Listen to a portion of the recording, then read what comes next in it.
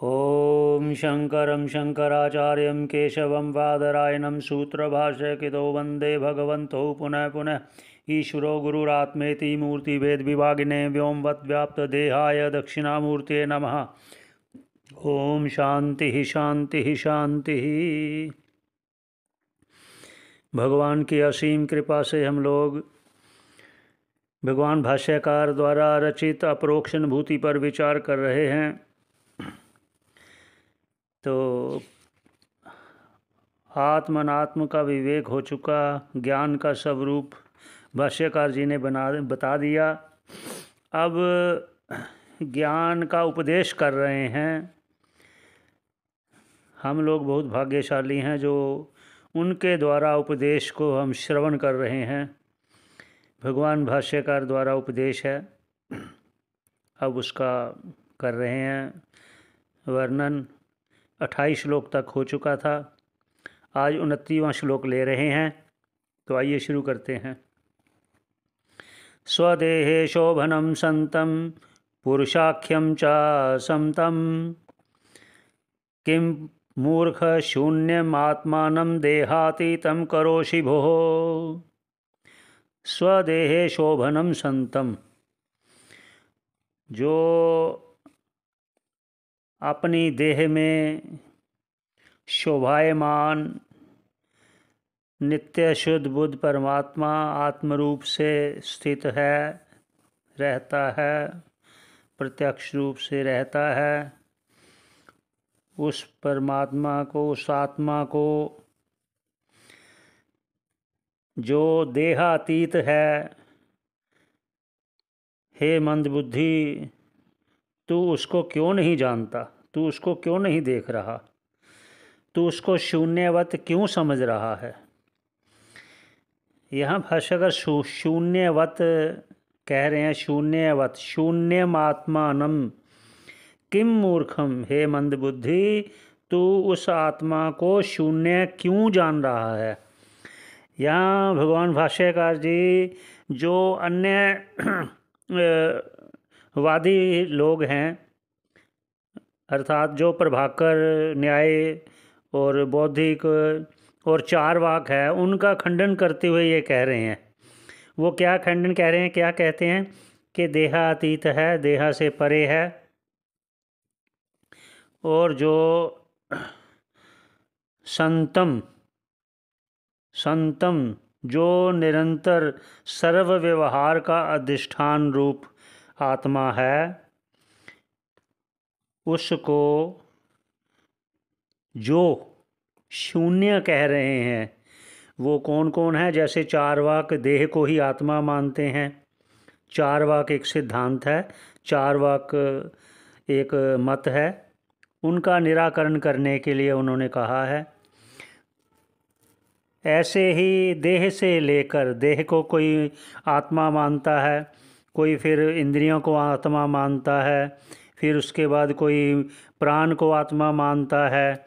ये वादी लोग ये शास्त्रों का उदाहरण भी देते हैं, क्योंकि कोई प्राण को आत्मा मानता है, क्योंकि प्राण उपासना कही गई है शास्त्रों में, उपनिषदों में कही गई है कि उपासना तो ईश्वर की होती है। तो वे वहाँ प्राण उपासना कहा, इसलिए उन्होंने जो ऐसा मत मानने वाले हैं, प्राण को ही आत्मा मानने वाले हैं, उन्होंने वो संकेत दे दिया श्रुति का। ऐसे ही कोई प्राण से कोई मन को आत्मा मानता है कि मन तो ज्योति स्वरूप है, उसका उदाहरण देकर बोलते हैं।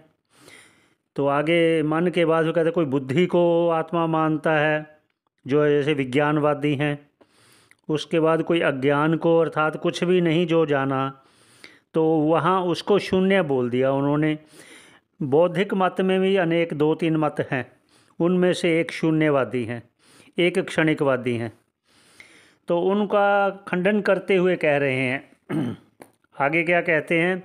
स्वात्मानं शृणु मूर्खः त्वं श्रुत्या युक्त्या च पुरुषं देहातीतं सदाकारं सुदुर्दर्शं भवादृशे। ये भगवान भाष्यकार जी कह रहे हैं कि स्वात्मानं, तू अपनी आत्मा को ही जो देहातीतम, जो देह से परे है। हे मंदबुद्धि, तू श्रुति से, युक्ति से और अपने अनुभव से इसको क्यों नहीं जान रहा, इस आत्मा को क्यों नहीं जान रहा।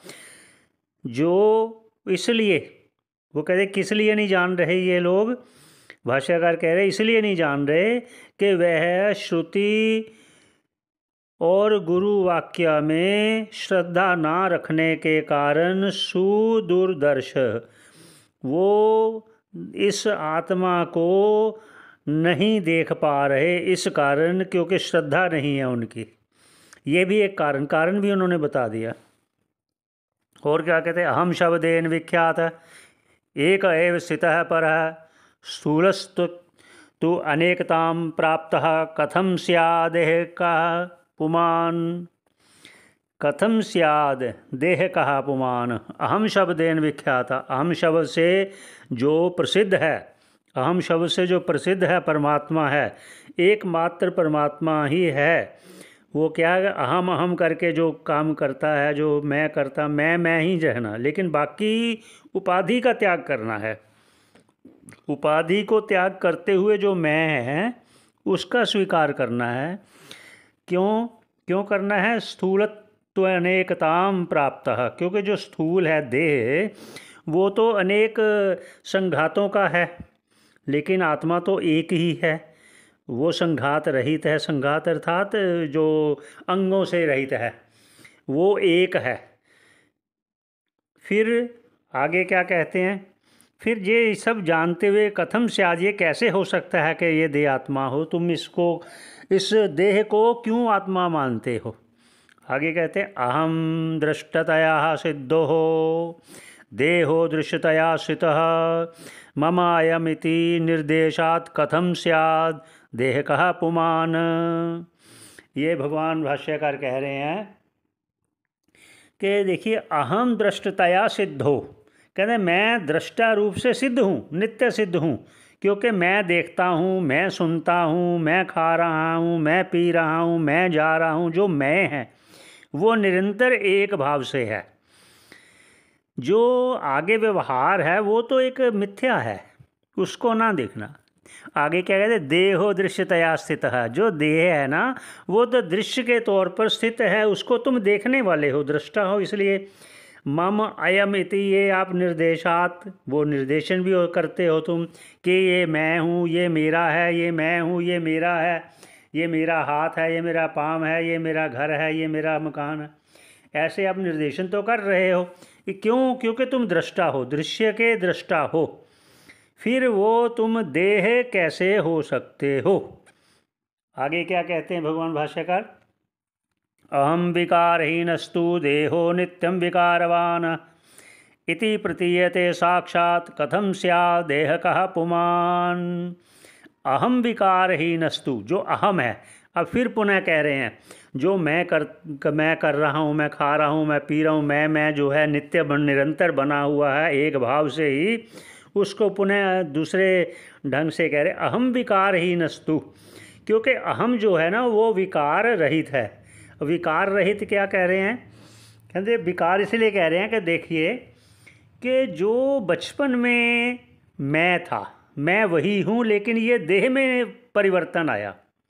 देह फिर बचपन से फिर जवानी, जवानी से फिर बुढ़ापा, फिर वो निरंतर अहम तो वही बना है, अहम में कोई विकार नहीं आया, मैं फिर वही वह है। अब फिर क्या, देहो नित्यम विकारवान, देह तो नित्य विकारवान है, रोज़ की रोज़ चेंज हो रहा है, हर पल हर क्षण देह में परिवर्तन आ रहा है, विकारवान है, लेकिन अहम में कोई परिवर्तन नहीं आया। इसलिए इससे भी प्रतीयते साक्षात, ये साक्षात स्पष्ट रूप से प्रतीत हो रहा है। फिर कथम, फिर कैसे तुम मानते हो कि देह आत्मा है। तो आगे क्या कहते हैं, यस्मात् परमिति श्रुत्या तया पुरुष लक्षणम विनिर्णीतम विमूढ़ेन कथम स्यात् देह कः पुमान। यस्मात् परमिति श्रुत्या, श्रुति का उदाहरण अब दे के कह रहे हैं, तया पुरुष लक्षण लक्षण करते हैं।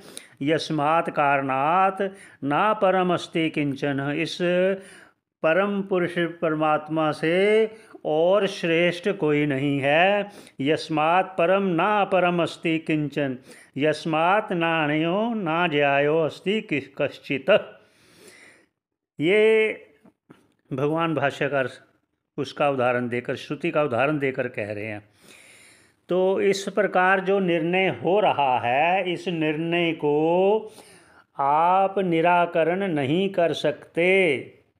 इसलिए आपको ये दृढ़ करना होगा कि मैं देह नहीं हूँ, मैं मन बुद्धि चित्त अहंकार नहीं हूँ, मैं नित्य शुद्ध बुद्ध आत्मा हूँ। ये भगवान भाष्यकार जी कह रहे हैं।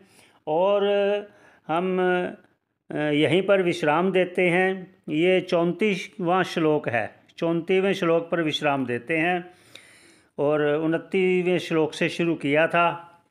तो भगवान की असीम कृपा से भगवान का धन्यवाद करते हुए यहीं पर विश्राम देते हैं, सबकी मंगल कामना करते हुए, सबका कल्याण चाहते हुए। ओम पूर्णमदः पूर्णमिदं पूर्णात् पूर्णमुदच्यते पूर्णस्य पूर्णमादाय पूर्णमेवावशिष्यते। ओम शांति शांति शांति। भगवान भाष्यकार को बार बार हम नमन करते हुए उस परमात्मा का धन्यवाद करते हैं। हरि ओम हरि ओम हरि ओम।